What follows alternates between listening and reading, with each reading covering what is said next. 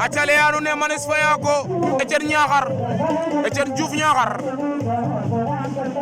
aca kon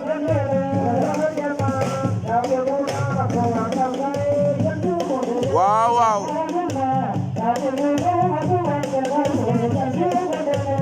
acale anu ne dernier combat ke ko premier tour ke waaw waaw diggante Manis Faya ko Etienne Diouf bu Niakhar Etienne à droite, Manis à gauche.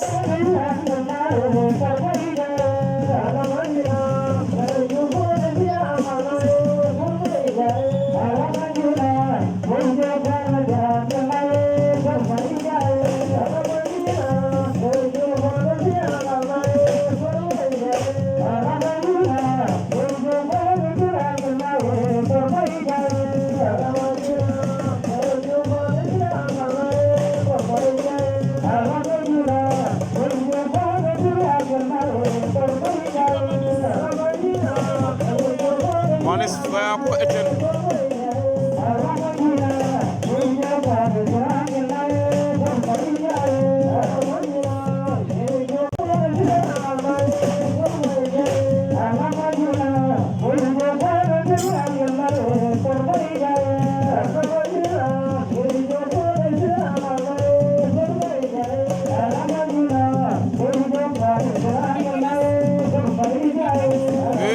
Manis Etienne